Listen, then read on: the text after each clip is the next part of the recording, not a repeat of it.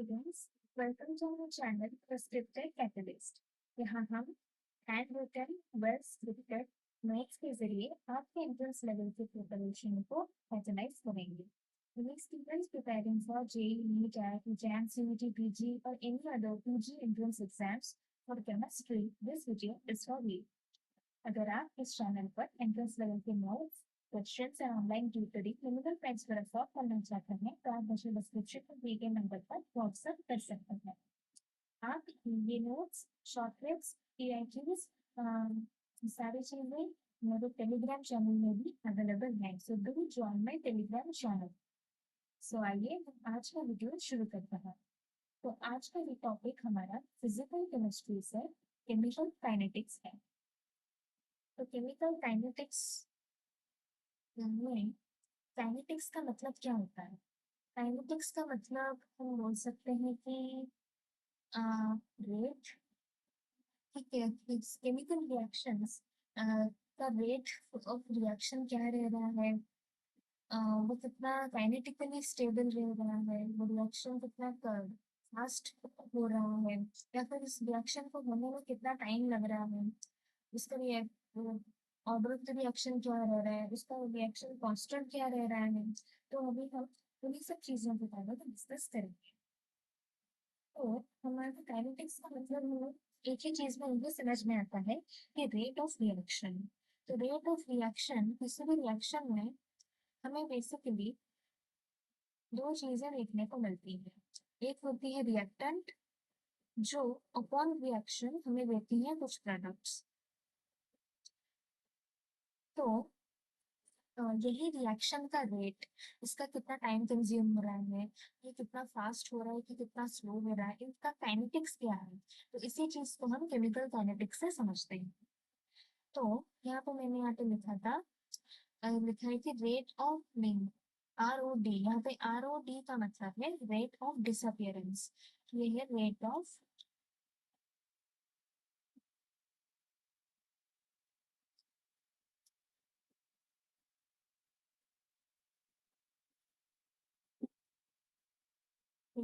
Disappearance, और ये ROA है रेट ऑफ अपीयरेंस। तो डिसअपियरेंस और अपीयरेंस किसका?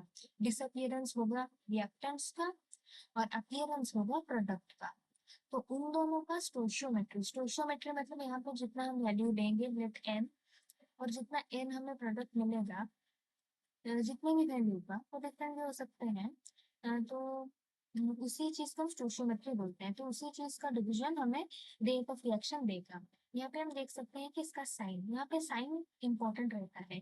यहाँ पे रिएक्टेंट वाले साइन साइड में हम हमेशा नेगेटिव देते हैं, क्यों? क्योंकि ये डिसअपियर होता है। और प्रोडक्ट वाले साइड में हम हमेशा पॉजिटिव साइन देते हैं, क्यों? क्योंकि अपीयर होता है, हमें मिलता है और ये कंज्यूम होता है। तो डिसअपियरेंस, कंज्यूम या फिर अपीयर या फिर फॉर्म्ड, ये सब टर्म्स सब हमें रिएक्टेंट या फिर प्रोडक्ट में देखने को मिलते हैं। फिर मैंने यहाँ पे क्वेश्चंस को अटेम्प्ट करने के लिए एक कॉन्सेप्ट भी यहाँ पे मैंने मेंशन किया हुआ है, एक कॉन्सेप्चुअल ट्रिक। तो आई वुड सजेस्ट आप ये नोट डाउन करें और इसे याद रखें कि रेट ऑफ रिएक्शन, यहाँ पे ROR का मतलब है रेट ऑफ रिएक्शन। तो रेट ऑफ रिएक्शन जो है वो डायरेक्टली प्रोपोर्शनल है to concentration of reactant, temperature of the reaction, pressure of the reaction, मतलब ये सब है रिएक्शन के कंडीशन, टेम्परेचर, प्रेशर। अगर हम उसमें कोई भी चेंजेस आएगा तो वो डायरेक्टली अफेक्ट करेगा रेट ऑफ रिएक्शन को। यहाँ पे कॉन्सेंट्रेशन ऑफ रिएक्टेंट्स ही है वो, क्योंकि सबसे पहले हमें रिएक्टेंट्स के कंसेंट्रेशन पे ही डिपेंड करता है वो। number of collisions of molecule at a per molecule, number of collisions, catalyst alter the rate of reaction। Catalyst मतलब अगर हम कैटलिस्ट इंक्रीज भी कर सकता है, डिक्रीज भी कर सकता है, मतलब रेट को फास्ट भी कर सकता है, रेट को स्लो डाउन या फिर इनिबिट भी कर सकता है। तो अभी हम डायरेक्टली एग्जाम रिलेटेड ही देखेंगे कि हमें एग्जाम पॉइंट ऑफ व्यू क्या क्वेश्चंस देखने को मिल सकते हैं। तो सबसे इम्पोर्टेंट रहता है हमारा रेट कांस्टेंट्स का क्वेश्चन। रेट कांस्टेंट या फिर उनकी यूनिट्स का हमने काइनेटिक्स वाले चैप्टर में हमने देखा होगा कि हमारे पास कितने सब ऑर्डर ऑफ रिएक्शंस होते हैं। ऑर्डर ऑफ रिएक्शंस क्या होता है? ऑर्डर मतलब कितने ऑर्डर में वो रिएक्शन हो रहा है, उसका कितने टाइम्स या फिर कितना रेट के स्टेप्स वो ले रहा है, तो उसे हम बोलेंगे ऑर्डर ऑफ द रिएक्शन। कितने स्टेप्स में वो फॉर्म हो रहा है। तो यहाँ पे मैं इसी चीज को यहाँ पे इसी हिसाब से उसको उसके पावर में लिखा गया है। तो इसलिए दोनों पावर का एडिशन हमें इसका ऑर्डर ऑफ रिएक्शन देगा। रेट को रेट ऑफ ये वाला रेट है रेट कांस्टेंट का जो हम इक्वेशन लिखेंगे, रेट लॉ इक्वेशन, उसी इक्वेशन का ये इनका जो स्टोशियोमेट्री होता है इन दोनों का ए और बी का, तो उसी का जो एडिशन होता है वही हमें ऑर्डर ऑफ रिएक्शन देगा। वो स्टोशियोमेट्री हम कैसे फाइंड आउट करेंगे वो हम आगे देखेंगे। तो यहाँ पे मैंने यूनिट्स, ये बहुत इम्पोर्टेंट पार्ट रहता है जो हमें डायरेक्टली एग्जाम में पूछे जा सकते हैं कि जीरो ऑर्डर रिएक्शन का यूनिट क्या होगा, फर्स्ट ऑर्डर रिएक्शन का यूनिट क्या होगा। तो हमें ये चीज हमें अच्छे से याद होनी चाहिए। तो रेट कांस्टेंट का यूनिट निकालने का ये रेट कांस्टेंट मतलब फॉर एनी रिएक्शन, ये है for any reaction rate constant का यूनिट ऐसा रहेगा। कॉन्सेंट्रेशन, कॉन्सेंट्रेशन मतलब यहाँ पे हम मेनली मोल लीटर इनवर्स ही ले रहे हैं, तो उसका इनवर्स, उसका टू द पावर 1 - n, और टाइम टाइम यहाँ पे हम सेकेंड्स में ही लेते हैं ज्यादातर, उसका इनवर्स। तो इसी से ही हम यहाँ पे n जैसे हमने देखा ऑर्डर रिएक्शन मतलब zero, first order second order जो भी पूछा गया होगा उसी को पुट करके हम यहाँ से उसका रेट कांस्टेंट का यूनिट निकाल सकते हैं। बट हम for the easiness with practice हमें ये इनके डायरेक्टली यूनिट हमें याद रह जाएंगे। तो जीरो ऑर्डर का जैसे हमें याद रह जाना चाहिए अच्छे से कि जीरो ऑर्डर रिएक्शन में उसका यूनिट रहता है mole litre inverse second inverse.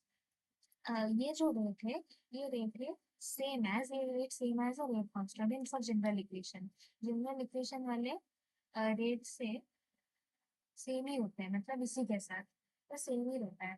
और फर्स्ट ऑर्डर में उसका यूनिट होता है हमारा सेकेंड इनवर्स, ये तो ऑफकोर्स बहुत ही इंपॉर्टेंट रहता है। सेकेंड ऑर्डर में होता है mole litre in mole inverse litre second inverse. मैंने यहाँ पे इसको ऐसे मेंशन कर दिया है ताकि हमें इजीली याद रह सके। ये तो हम इसको ऐसे भी लिख सकते हैं जैसे हम लिखते हैं सारे फॉर्मेट में कि mole inverse litre second inverse, ऐसे करके हम लिख सकते हैं। उसी हिसाब से हम ये सब भी निकाल सकते हैं। ऑर्डर को भी निकालने का एक power of mole of unit और power of unit of time, unit के थ्रू से हम कैसे ऑर्डर को निकाल सकते हैं उसका मैंने फॉर्मूला मेंशन किया है।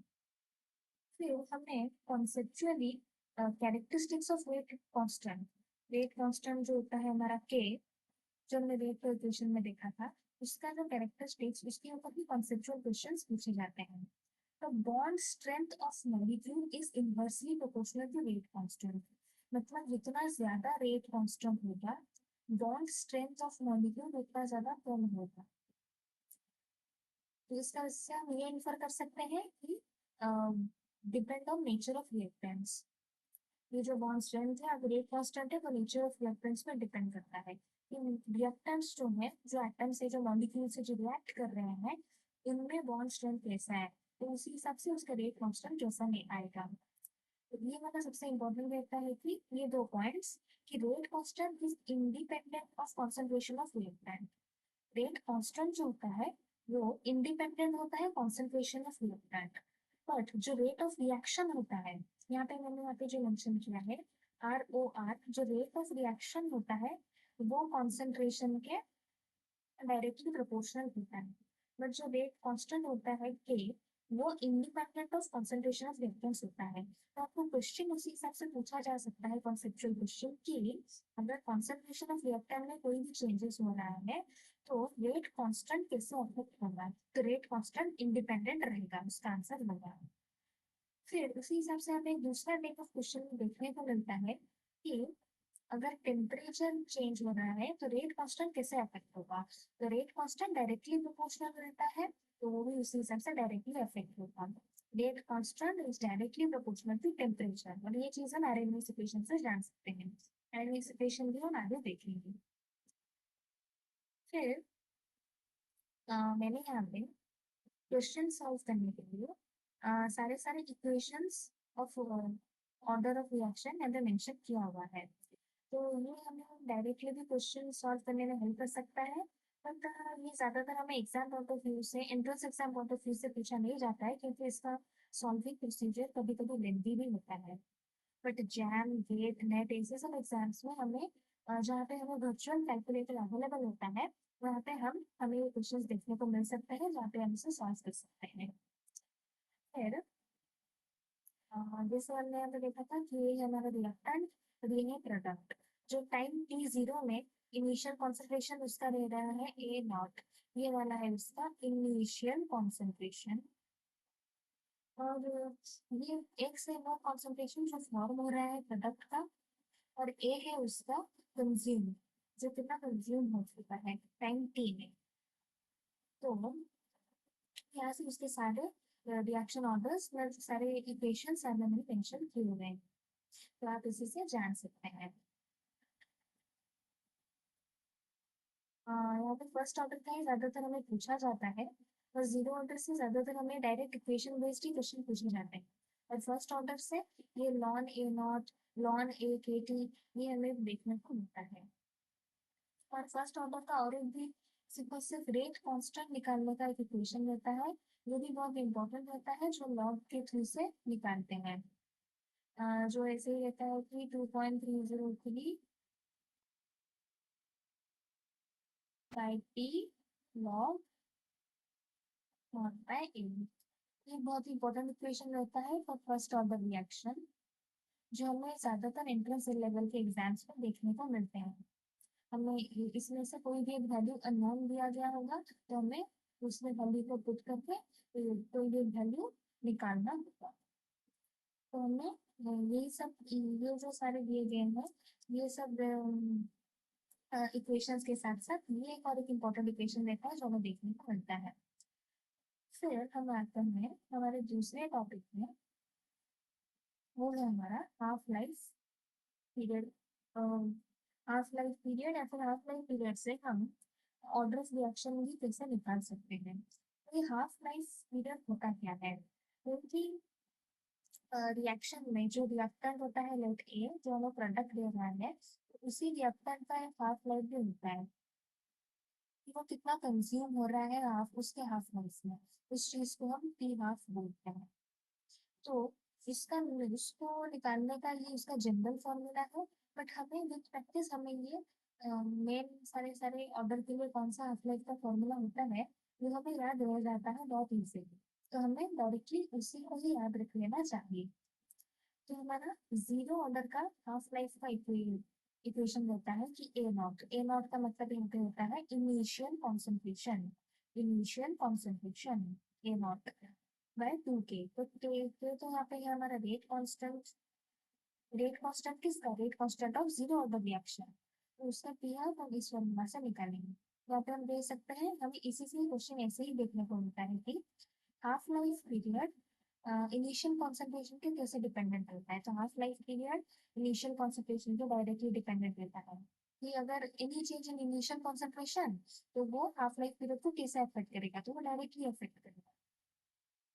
इस हिसाब से हमें अगर ऐसा क्वेश्चन देखने को मिले कि इनिशियल कॉन्सेंट्रेशन अगर चेंज होने के साथ साथ हाफ लाइफ पीरियड में कोई भी चेंज नहीं हो रहा है, तो उसका मतलब half life period is independent upon initial concentration. तो हमें ये समझ जाना चाहिए, तो वो हमें फर्स्ट ऑर्डर रिएक्शन के बारे में पूछ रहा है।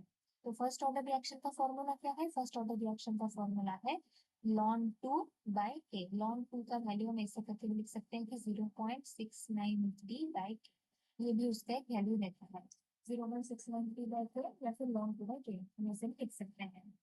तो यहाँ पे हम देख सकते हैं कि ए नॉट का तो यहाँ पे कोई टर्म ही नहीं है, तो इसी वजह से ए नॉट यहाँ पे इंडिपेंडेंट ऑफ टी हाफ है। तो इसी वजह से इस ए नॉट में इनिशियल कॉन्सेंट्रेशन के कोई भी चेंज की वजह से हाफ लाइफ में कोई भी चेंजेस नहीं आते हैं, और ऐसे क्वेश्चन हमें डायरेक्टली भी देखने को मिलेंगे सारे एग्जाम्स में।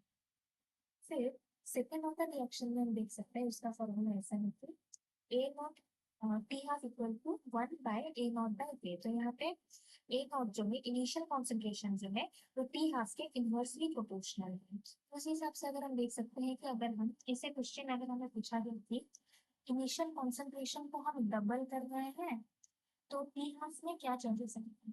तो टी हाफ हमारा हाफ हो जाएगा, हाफ टाइम्स हो जाएगा, मतलब उसका वो इनवर्सली प्रोपोर्शनल है इसीलिए से हाफ टाइम्स हो जाएगा। तो इसी हिसाब से हम ये सब हम देख सकते हैं, हमें ज्यादा सेकंड ऑर्डर तक ही पूछा जाता है।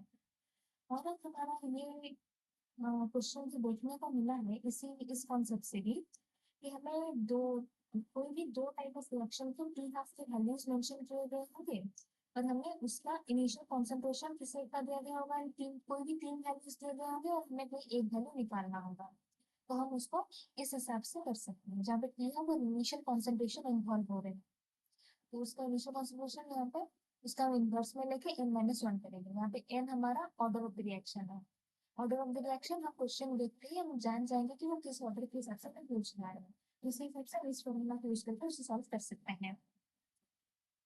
ऑर्डर ऑफ द रिएक्शन निकालने का हमारे पास एक दूसरा मेथड भी रहता है जो हमारा होता है ग्राफिकल मेथड। तो ग्राफ्स भी हम जो पहले मैंने यहाँ पे जो इक्वेशंस लिखे थे तो इसी इक्वेशन से भी ज्यादातर वो ग्राफ्स हमें बनाए गए हैं। तो हम उस ग्राफ्स को भी हमें याद रख लेना चाहिए क्योंकि उससे भी हमें डायरेक्ट क्वेश्चंस देखने को मिलते हैं।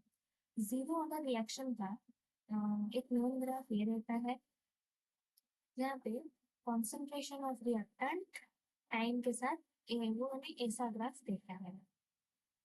डाउनवर्ड ये जो एक ग्राफ देता है फर्स्ट ऑर्डर में भी वैसे ही सेम ग्राफ देखने को मिलता है बट वो लॉग ए और टाइम में होता है। यहाँ पे ए कॉन्सेंट्रेशन में और यहाँ पे लॉग ए और टाइम के वर्सेस में होता है।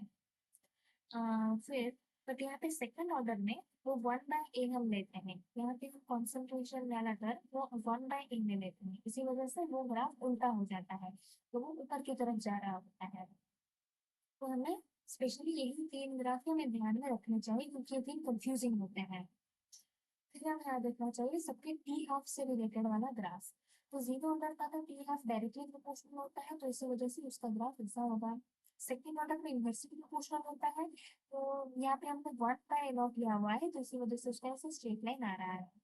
और फर्स्ट ऑर्डर में तो इंडिपेंडेंट होता है तो इसी वजह से वो इंडिपेंडेंट रहेगा, ऐसे होके इंडिपेंडेंट रहेगा।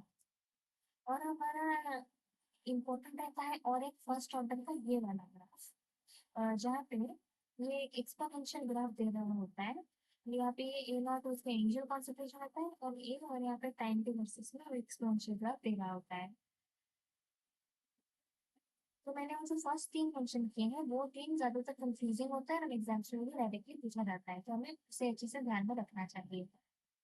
फिर हमारे पास एक दूसरा मेथड रहता है क्वेश्चन सॉल्व करने का या फिर order of the reaction find out करने का। ये थोड़ा सा ज्यादा लेंथी दिख सकता है और कंफ्यूजिंग लग सकता है बट ये होता है सबसे ज्यादा इजी इस वाले मेथड से रिएक्शन ऑर्डर फाइंड करना। तो हमें ऐसे ही बहुत सारे एक टेबुलर फॉर्म में क्वेश्चन दिया गया होगा और हमें एक्स वाई करके ऐसे वैल्यूज दी गई होंगी और हमें पूछा गया होगा कि इस वाले रिएक्शन का ऑर्डर क्या होगा। तो हमें कोई भी ऐसे दो ही इक्वेशन चूज करना है और दो उन दोनों इक्वेशन में से इसे चूज करना है ताकि उसमें से किसी एक का वैल्यू सेम हो। जैसा मैंने यहाँ पे पहले 1 और 3 को चूज किया है और उसको डिवाइड किया हुआ है। तो 1 इक्वेशन हम देखते हैं और 3 इक्वेशन। यहाँ पे हम देख सकते हैं कि यहाँ पे y वाले जो टर्म है ये वाला ये 0.3 था, यहाँ पे 0.3 ये वाला सेम है तो ये वाला तो कैंसिल आउट हो जाएगा। तो हमें इस वाले को सॉल्व करके हमें x का वैल्यू मिल जाएगा। उसी हिसाब से हम ऐसे तो टर्म लेंगे जहाँ पे यहाँ पे x वाले दो सेम है, इस वजह हिसाब से हमें y का टर्म मिल जाएगा। तो जैसे हमने पहले ही लिखा था फर्स्ट पेज में कि x प्लस वाई हमें दे देंगे, x प्लस वाई हमें दे देंगे हमें हमारा ऑर्डर ऑफ द रिएक्शन। तो ये वाला हुआ और इस वाले मेथड को हम बोलते हैं इनिशियल रेट मेथड। इससे भी हम डायरेक्टली क्वेश्चन सॉल्व कर सकते हैं एंट्रेंस लेवल क्वेश्चन। ये ऐसा क्वेश्चन हमें आईआईटी जैम में भी देखने को मिला है, ये एक आईआईटी जैम पीआईक्यू भी है। तो ये एक बहुत ही इंपॉर्टेंट क्वेश्चन है जो हमें कंफ्यूजिंग लग सकता है बट होता है बहुत इजी। फिर ये होता है एग्जाम्पल्स मेथड। इसमें से हमें डायरेक्टली क्वेश्चन अभी तक ऐसे देखने को नहीं मिले हैं ज्यादातर किसी भी एग्जाम्स में बट ये भी बहुत इम्पोर्टेंट कॉन्सेप्ट होता है। अब यहाँ पे ये होता है हमें रेट ऑफ रिएक्शन, ये रेट ऑफ रिएक्शन ही है। तो इसके वैल्यूज हमें क्वेश्चन में ही मेंशन किए गए हैं, कोई भी 3 वैल्यूज होंगे और हमें कोई भी एक उसका निकालना होगा। तो हमें अपने फॉर्मूला याद होगा और हमें कौन सा फॉर्मूला किस क्वेश्चन में अप्लाई करना है, अगर हम वो जान जाए तो हमें ये सॉल्व करना ईजी रहेगा। तो यहाँ पर अगर हमें रेट या और इनिशियल कॉन्सेंट्रेशन उसी के हिसाब से रेट एंड इनिशियल कॉन्सेंट्रेशन या फिर हम सिर्फ कॉन्सेंट्रेशन बोल सकते हैं, कॉन्सेंट्रेशन के ऊपर से कुछ वैल्यूज देखने को मिलते हैं, तो हम चाहे तो वेंटर्स मेथड से ये वाला फॉर्मूला अप्लाई कर सकते हैं। तो हम लोग यहाँ पे आज इस वीडियो में order of the reaction, order of the reaction को फाइंड करने के सारे मेथड्स, उसके सारे क्वेश्चंस, उसके concepts, graphs, half life period और मोस्ट इम्पोर्टेंटली उसके यूनिट्स, तो कैसे ही ऑर्डर ऑफ द रिएक्शन वाले पार्ट में से हमें कैसे डायरेक्ट क्वेश्चंस कॉन्सेप्ट्स देखने को मिलते हैं इंट्रेंस लेवल के क्वेश्चन एग्जाम्स में, तो हमने वो सब आज डिस्कस कर लिया है। आपको ये नोट्स मेरे टेलीग्राम चैनल में मिल जाएंगे, please join my Telegram channel. अगर आपको ये वीडियो अच्छा लगा तो please like and subscribe to my channel. और ऐसे ही मैं आपको detailed explanation, complete notes, PYQ practice sessions सब चाहिए तो मैं सब ऑफर करती हूँ। आप मुझे डिस्क्रिप्शन में दिए गए नंबर पर व्हाट्सएप कर सकते हैं। Thank you.